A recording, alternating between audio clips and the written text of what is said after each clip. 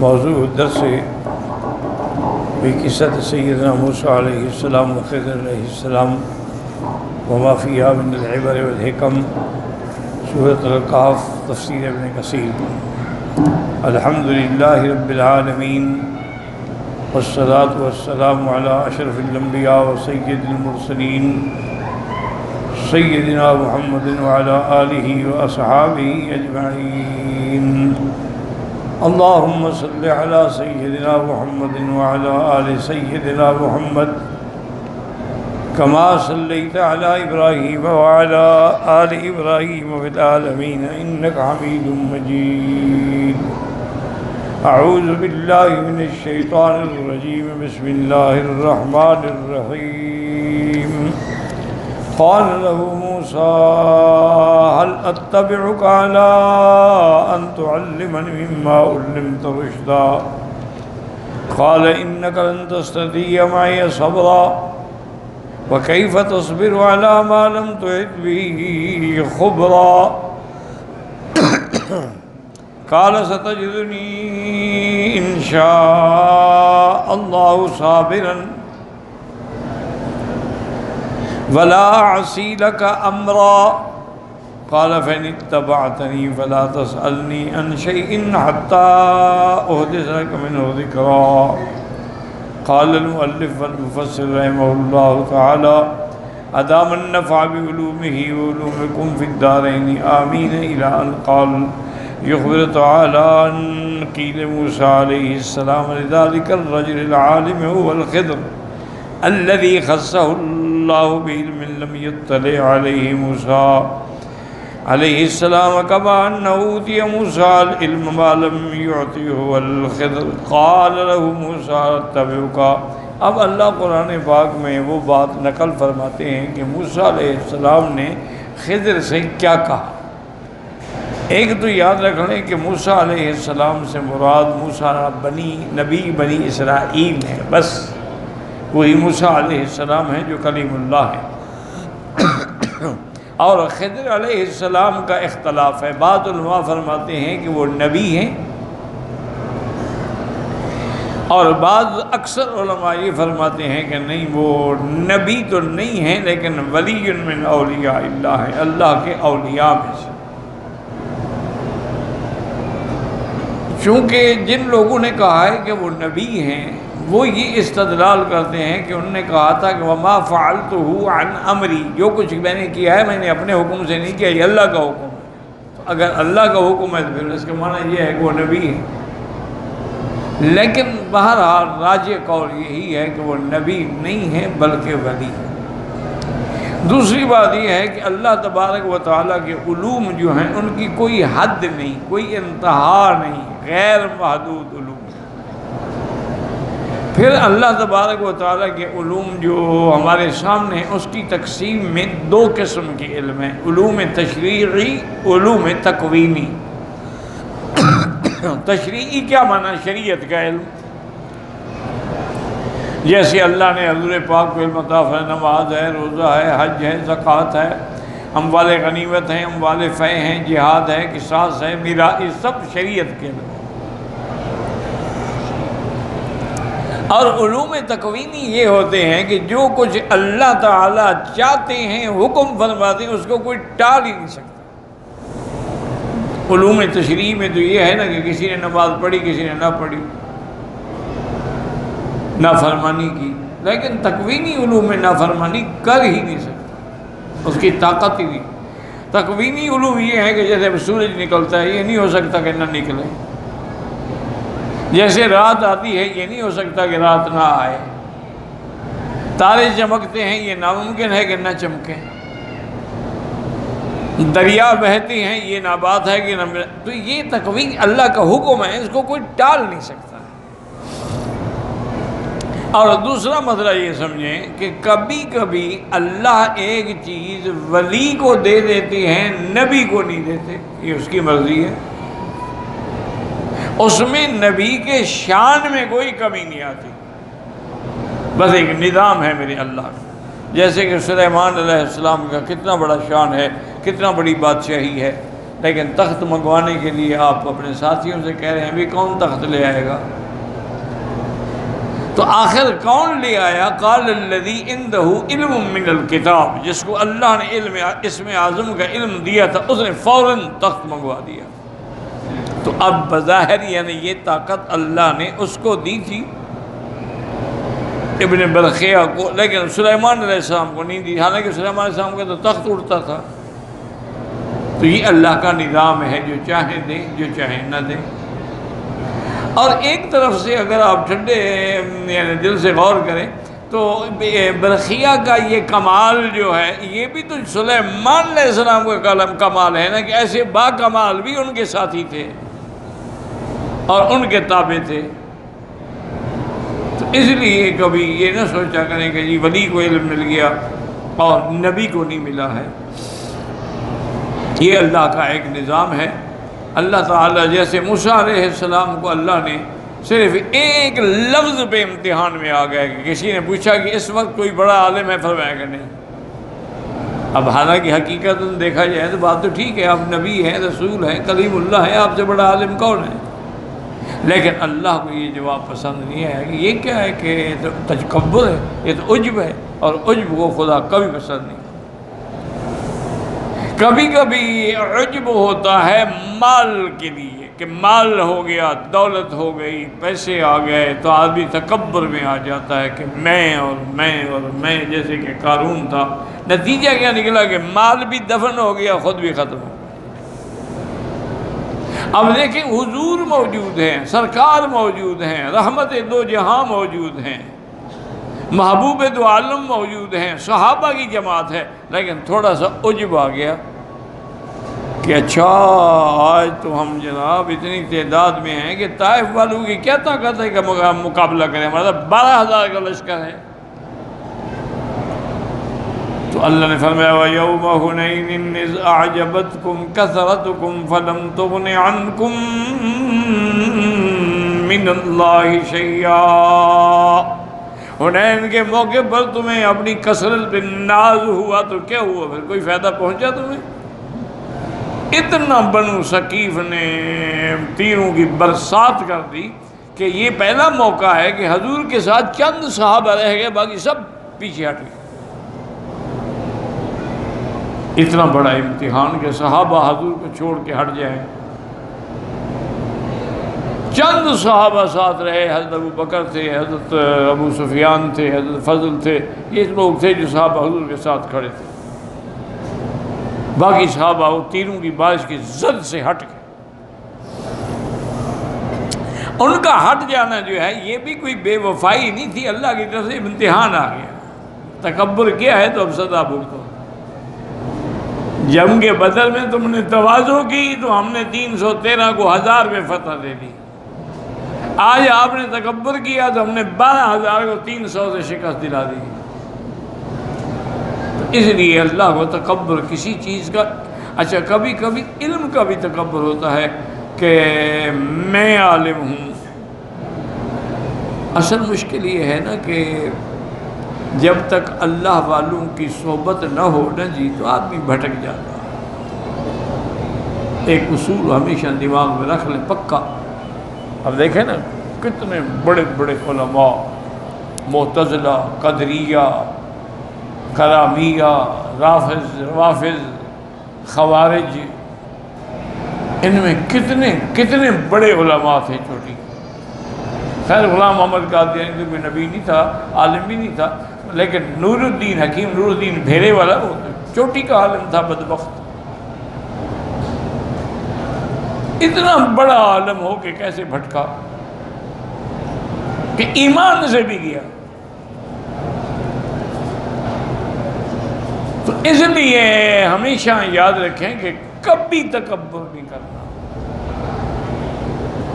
اگر اللہ نے علم دیا ہے تو کہو الحمدللہ، اللہ تیرا شکر ہے کہ تو نے مجھے علم دیا ہے۔ کیونکہ اصل وجہ پتہ ہے کیا ہے، کہ جتنی علم والی چیزیں ہیں نا وہ ہیں ہی اونچی۔ کیا مانا؟ اب آدمی کو علم حاصل ہوتا ہے دیکھنے سے، تو آنکھیں اوپر ہیں نا، سننے سے تو کان اوپر ہے، سونگنے سے ناک اوپر ہے، سمجھنے سے دماغ اوپر ہے، عقل اوپر ہے، کھانا پینا پیٹ تو نیچے ہے نا، پیٹ تو اوپر نہیں ہے، پیٹ تو نیچے ہے، چلنے کے لیے پاؤں نیچے ہیں، قوت شہوانیت ختم کرنے کے لیے ابھی اعلیٰ تناسل نیچے ہے، اعضائے تناسلیہ نیچے ہیں، علم والی چیزیں اوپر ہیں نا، چونکہ وہ اوپر ہیں تو وہ لازمی بات ہے کہ تفوق تو چاہتی ہے نا،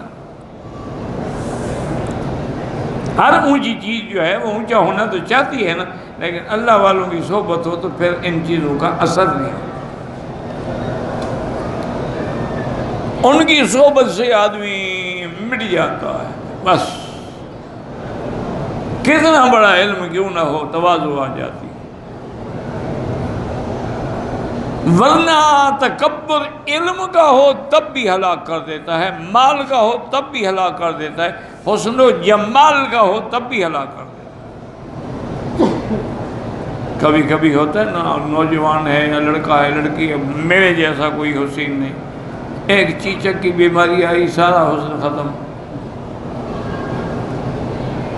ایک برس کی بیماری آئی سارا بدن داغدار ہو گیا، فالج گر گیا پہلوان جو ہے جناب اب ٹانگیں بھی نہیں کھڑی کر سکتا، اس لیے کبھی تکبر نہ کرے، ہمیشہ تواضع، من تواضع للہ رفعہ اللہ،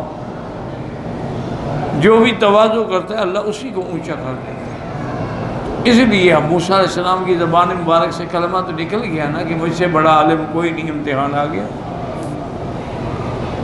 حالانکہ اللہ کے نبی ہیں، معصوم ہیں، نعوذ باللہ ان نے کوئی بات بظاہر حالات کے غلط بھی نہیں فرمائی، لیکن اللہ کو یہ بات پسند نہیں ہے کہ فوق کل ذی علم علیم، تم کہو اللہ اعلم، اللہ زیادہ جانتا۔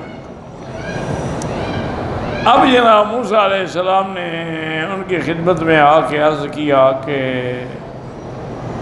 مہربانی کریں، چونکہ جو علم موسیٰ علیہ السلام کے پاس تھا وہ خضر کے پاس نہیں تھا، جو خضر کے پاس تھا وہ موسیٰ، معلوم ہوا کہ عالم الغیب تو دونوں نہیں تھے، نہ موسیٰ علیہ السلام عالم الغیب تھے نہ خضر عالم الغیب تھا۔ قال له موسیٰ هل اتبعک، اب بڑی نرمی سے نیاز سے سوال کر رہے ہیں، اس لیے کہتے ہیں کہ هل اتبعک علی ان تعلمنی مما علمت رشدا، اس لیے مفسر فرماتے سوال تلطف، یعنی بڑا نرمی سے، عاجزی سے، الزام یا اجبار نہیں، زبردستی نہیں کہ جی مجھے پڑھاؤ، یعنی اس سے علم ہوا کہ جب علم سیکھنا ہو تو پھر نیاز مندی سے ہی آتا ہے، استاد کے آگے جھکنا پڑتا ہے، استاد کا ادب کرنا پڑتا ہے، احترام کرنا پڑتا ہے، استاد کے احکام کی تعمیل کرنی پڑتی ہے۔ مجھے یاد ہے خود مجھے والد صاحب نے سنایا تھا، اللہ ان کی قبر پہ رحمتیں فرمائے، دعا کریں جتنے ہمارے علماء، اولیاء، بزرگ، اکابر فوت ہو گئے اللہ سب کی قبروں کو باغ جنت بنائے، اور جتنے بیمار ہیں اللہ شفا عطا فرمائے، اور اللہ تا دم حیات علماء کو کسی بندے کا محتاج نہ فرمائے۔ یاد رکھیں اگر عالم محتاج ہوگا وہ حق نہیں کہتا، رسولی بات۔ اسی لیے شیخ سعدی رحمۃ اللہ علیہ جو تھے نا وہ عجیب آدمی تھا نا، اپنے مزاج کا آدمی تھا، اللہ کا ولی تھا، اس لیے وہ کہتے تھے سعدیہ شیرازیہ سب کے مدح کم ذات رہا، وہ کہتے تھے یہ کمی لوگ جو ہیں نا ان کو علم نہ پڑھایا کرو، سعدیہ شیرازیہ سب کے مدح کم ذات رہا، کم ذات چوں ملا شود گلہ گند استاد رہا۔ یہ جو کمی ہے نا کچھ پڑھ جائیں پھر مقابلہ استاد سے کرتے ہیں، لیکن اگر خاندانی کو پڑھاؤ گے وہ کبھی ایسی بات نہیں کر سکتے، وہ کبھی جھک نہیں سکتے۔ اگر دیکھیں نا ابوالکلام کتنا بڑا آدمی تھا، مولانا ابوالکلام جو تھے نا جی یہ مکہ میں پیدا ہوئے، محلہ مسفلہ میں، اصل تو عرب تھے نا، اسی لیے تو ان کی کنیت ابوالکلام ہے، نام تو احمد تھا، اچھا اللہ کی شان ہے جس محلے میں حضرت پیدا ہوئے ہیں نا، میں بھی اسی محلے میں پیدا ہوا، اور مقام پیدائش بھی ہم دونوں کا قریب قریب ہے، لیکن اللہ نے ایک علم دیا تھا، مقام دیا، عظمت دی تھی۔ نہرو نے جب دعوت کی پوری یعنی اے پی سی آل پارٹیز کانفرنس بلائی تو اس میں سب سے آخر میں آنے والا ابوالکلام تھا۔ وجہ کیا تھی کہ اگر میں پہلے جا کے بیٹھوں گا جو آئے گا کھڑا ہونا پڑے گا نا، میں کیوں کسی کے آگے کھڑا ہوں، میں اس وقت جاؤں جب سب میرے لیے کھڑے ہوں۔ حضرت آخر میں گئے، سب کھڑے ہو گئے اور حضرت اپنی کرسی پہ بیٹھے، اور بیٹھتے ہی فرمایا کہ جواہر لال شوربہ لے آؤ۔ شوربہ لے آئے، 2 چمچ لیے، کہا السلام علیکم، میں نے کھانا کھا لیا۔ یہ بڑے لوگ تھے، ان کو پرواہ تھوڑی تھی کہ جواہر لال کیا ناراض ہو جائے گا، کیا ہو دفعہ ہو۔ یہ جو اس کی بیٹی تھی نا اندرا گاندھی، اس نے 11 سال تک حضرت کا کھانا پکایا، اور دشمنوں نے تو الزام بھی لگا دیے تھے نا حضرت پہ کہ اندرا ہر وقت ساتھ رہتی ہے اور آپ کے ساتھ اکیلے میں ہوتی ہے، گھر میں ہوتی ہے، فلاں ہوتی ہے، نعوذ باللہ ثم نعوذ۔ یہ راز کب کھلا؟ جب موت کا وقت قریب آیا تو فرمایا کہ بیٹی اندرا کو بلاؤ، ورنہ زندگی میں پہلے کبھی بیٹی نہیں کہا، کہ لوگ شک کرتے ہیں تو کرتے رہیں، دفع ہوں، جب میرا دامن پاک ہے مجھے کیا ضرورت ہے۔ اس وقت فرمایا کہ بیٹی اندرا کو، کہنے کہ بیٹی تم نے میری خدمت کی ہے 11 سال، میں تمہیں بدلہ تو نہیں دے سکتا، لیکن میری خدمت کا ایک صلہ تمہیں ملے گا، یا تو 11 سال تک تم کانگریس کی صدر رہو گی یا اس ملک کی صدر رہو گی۔ جتنی سال روٹی پکائی تھی اتنی سال حکومت بھی دی۔ یہ بڑے لوگ تھے، اللہ ان کی قبروں پہ کروڑوں رحمتیں فرمائے۔ آج تو آدمی تھانے بن جائے نا جی، وہ بھی علاقے میں نہیں سماتا، وہ بھی سارے علاقے کو نچا کے رکھتا ہے۔ وہ بڑے لوگ تھے، اللہ حکیم اجمل خان مرحوم جیسا آدمی، بے ملک بادشاہ، نواب بہادر یار جنگ۔ یہ میں نے الحمدللہ تو نہیں دیکھے، زیارت نہیں کی، البتہ بہادر یار جنگ کی ہمشیرہ کو میں ملا ہوں۔ اچھا مجھے پتہ نہیں تھا، ہم دہلی میں جس ہوٹل میں ٹھہرے تو مولانا رضوان القاسمی سبیل السلام حیدرآباد دکن والے جو تھے، بہت بڑے عالم تھے، میرے بھائی دوست تھے، بھائی تھے، اللہ ان کی قبر پہ کروڑ رحمتیں فرمائے، بہت بڑے عالم تھے، بڑا ادارہ بنایا سبیل السلام، 60 ایکڑ زمین میں وہ ادارہ ہے، تو وہ بھی میرے ساتھ تھے۔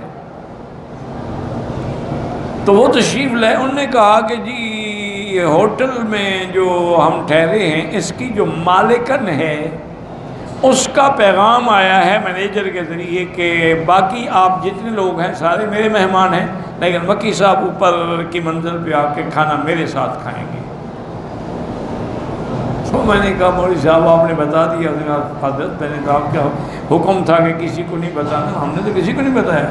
میں نے کہا اس نے خواب دیکھا ہے، میں نے تمہیں کہا تھا کہ اخبار میں بھی خبر نہ آئے، ریڈیو میں بھی نہ آئے، کسی میڈیا پہ نہ آئے، میں دہلی میں اپنے بزرگوں کی جگہ دیکھنا چاہتا ہوں، میں اس کی نشر و اشاعت نہیں چاہتا۔ انہوں نے کہا حضرت ہم نے کسی کو نہیں بتایا۔ میں نے کہا چلو ٹھیک ہے، اب کسی کو کیا کہنا ہے۔ بار تھکے ہوئے تھے ہم، ٹوٹے ہوئے تھے، سو گئے، پھر ظہر کو اٹھے، غسل کیا، نماز پڑھی۔ اس کا مینیجر آیا، اس نے کہا جی بیگم صاحب انتظار میں ہیں۔ میں اوپر چلا گیا، دیکھا ماشاءاللہ اس کی شکل دیکھ کے بھی پتہ لگتا تھا کہ یہ کوئی شہزادی ہے، بالکل سفید بال ہو گئے تھے اور ایسا منور چہرہ میں نے ایسی کسی عورت کا آج تک نہیں دیکھا۔ انہوں نے کہا مکی صاحب گزارش یہ ہے کہ آپ کو محسوس تو ہوگا، ہم آپ کا درس سنتے رہتے ہیں کیسٹوں، اس زمانے میں یہ یوٹیوب نہیں تھا، کیسٹیں چلتی تھیں، اس سے ہمیں بڑا فائدہ ہوا۔ آج مجھے کسی نے کہا کہ مکی صاحب تو آپ کے ہوٹل میں ٹھہرے ہوئے ہیں، کسی نے مجھے فون کر کے بتایا کسی عورت نے، میں نے کہا میری خوش بختی ہے۔ اس نے کہا کہ میں نواب بہادر یار جنگ کی بہن ہوں، اور میرا بیٹا جو ہے شہری یار وہ آپ کے ہاں ہے اور سفیر ہے کسی ملک میں۔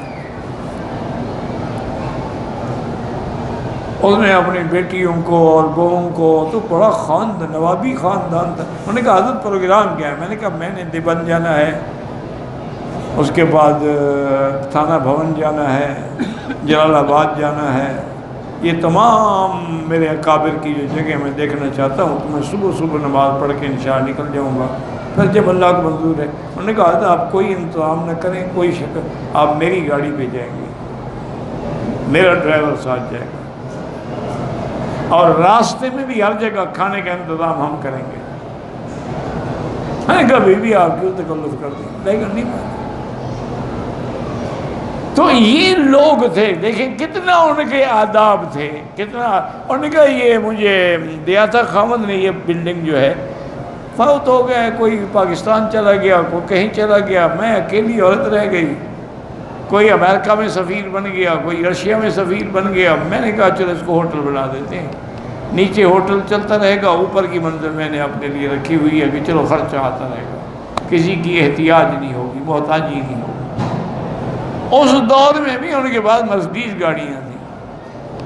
انڈیا میں مرسڈیز گاڑی رکھنا اس زمانے میں، اب تو خیر وہاں بنتی ہے، اس زمانے میں تو صرف ایمبیسیڈر ہوتی تھی بڑی سے بڑی گاڑی، یا یہ ماروتی ہوتی تھی سوزوکی، جس کو آپ مہران کہتے ہیں وہ ماروتی کہتے تھے۔ تو اصل بات یہی ہے کہ آپ تواضع کریں نا، اللہ خود اونچا کر دیتے ہیں، اللہ خود اسباب پیدا کر دیتے ہیں۔ تو ہمیشہ یاد رکھیں کہ جب تک استاذ کے آگے ادب نہیں کرو گے کبھی علم حاصل نہیں ہوگا۔ ہمارے استاد جو تھے، میں تو نہیں پڑھا ہوں، ادباً میں کہہ رہا ہوں، استاد سے حضرت مولانا ادریس خان دہلوی رحمۃ اللہ علیہ، وہ یہ کتاب یوں رکھی ہے نا، تو کبھی مطالعہ کرتے نا تو ایک کتاب یوں رکھ دیتے، تو پھر اٹھ کے خود جاتے، کتاب کو نہیں چھیڑتے، کہتے بھی کتاب کے ادب کے خلاف ہے، میں اٹھ کے ادھر جاتا ہوں، کتاب کو کیوں پھیروں۔ یہ ان لوگ، اسی لیے پھر وہ محدث بھی تو بنے نا، مفسر بھی تو بنے، جس نے اکڑ دکھائی پھر وہ بس صرف خطیب العصر اپنے آپ کو خود لکھواتے ہیں، ورنہ لوگ نہیں کہتے ان کو خطیب العصر۔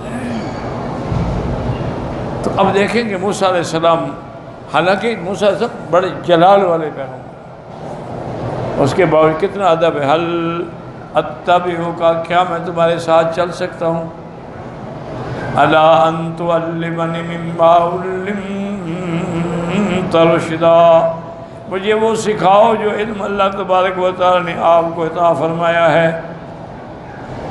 ہاکذا ینبغی، یا مفسر کہتا ہے اسی طرح ہونا چاہیے، سؤال المتعلم من العالم، کوئی سوال عالم سے پوچھے تو ادب سے پوچھے، شاگرد پوچھے تو ادب سے پوچھے۔ وقولہ اتبعک،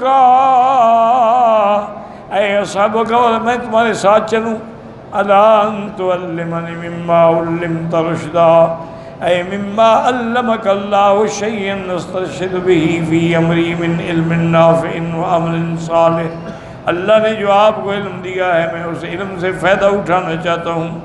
فَإِنَّهَا قَالَ الْخِضْرُ لِمُوسَىٰ عَلَيْهِ السَّلَامُ،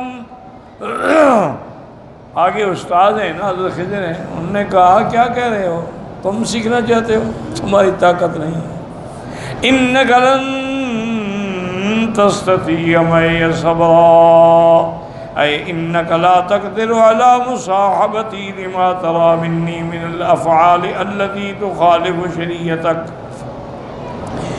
لِأَنِّي عَلَىٰ عِلْمٍ مِّنْ عِلْمِ اللَّهِ مَا عَلَّمَكَهُ اللَّهُ وَأَنْتَ عَلَىٰ عِلْمٍ مِّنْ عِلْمِ اللَّهِ مَا عَلَّمَنِيهُ اللَّهُ، وَكُلٌّ مِّنَّا مُكَلَّفٌ بِأُمُورٍ مِّن اللَّهِ دُونَ صَاحِبِهِ۔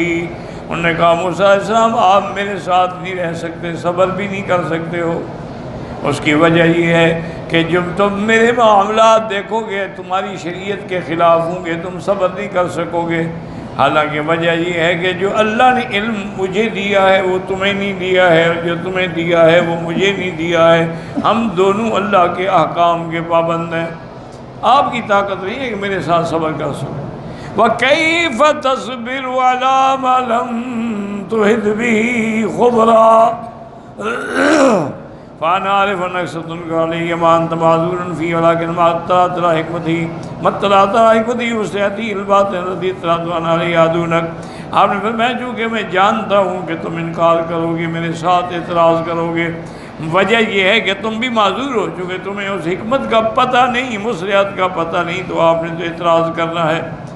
قال موسیٰ علیہ السلام ستجدنی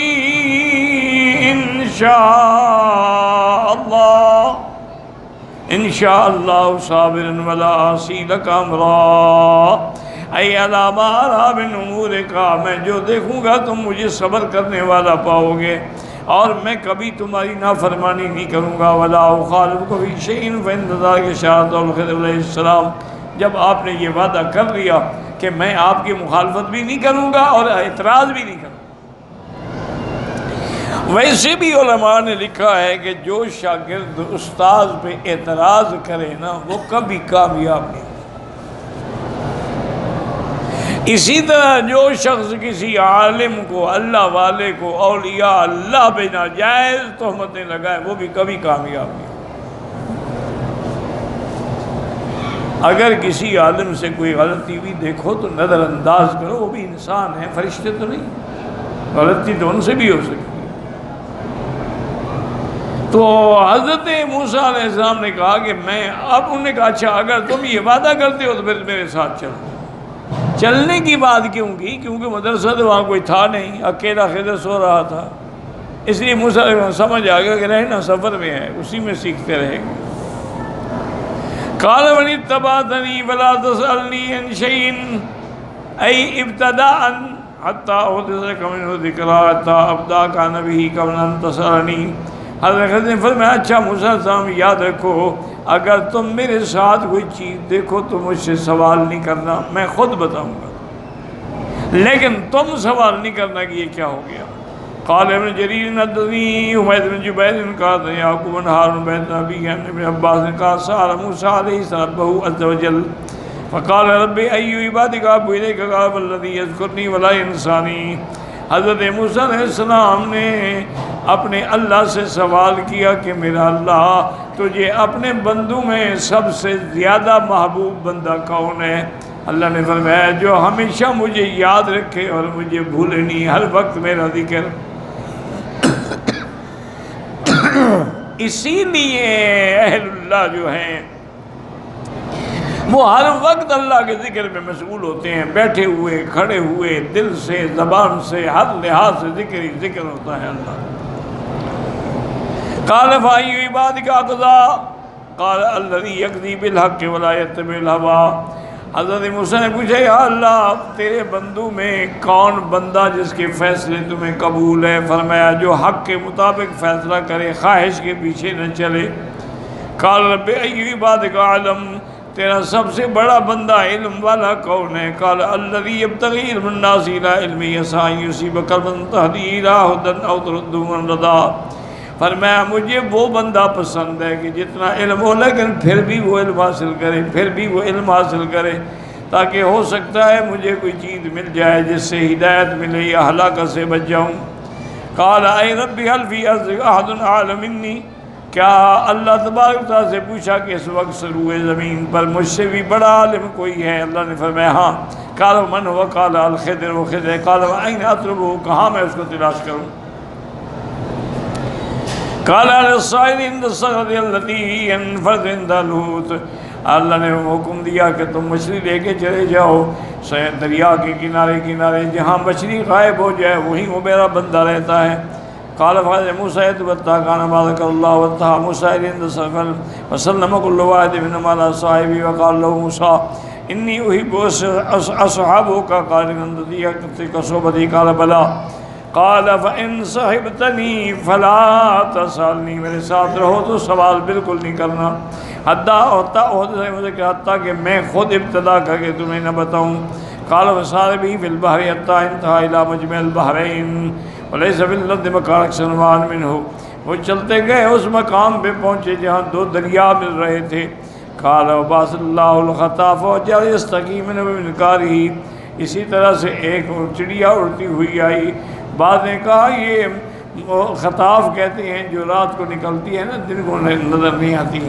اس نے آ کے تھوڑا سا پانی لیا. قال موسیٰ موسیٰ کم ترى هذا الخطاف رضا من هذا الماء. انہوں نے پوچھا کہ اس چڑیا نے، اس پرندے کی وجہ سے کتنا پانی دریا کا کم ہو گیا. قال ما اكل ما رضا. آپ نے میں کچھ بھی نہیں. قال یا موسیٰ وإن علمي وعلمك في علم الله كقدم استقاد الخطاب من هذا الماء. حضرت خضر نے فرمایا موسیٰ صاحب میرا علم تیرا علم مل کر بھی اللہ کے علم میں اتنی کمی نہیں کرتے جتنا اس کے پانی سے دریا میں کوئی کمی آئی. فقال موسیٰ قدس نفسه وإن ليس أحد أعلم منه أو تكلم به وإن سمى من آيات الخضر كتمام الذي في خلق السفينة والغلام وإثناء لا تسيره لذلك وله ذلك والله أعلم.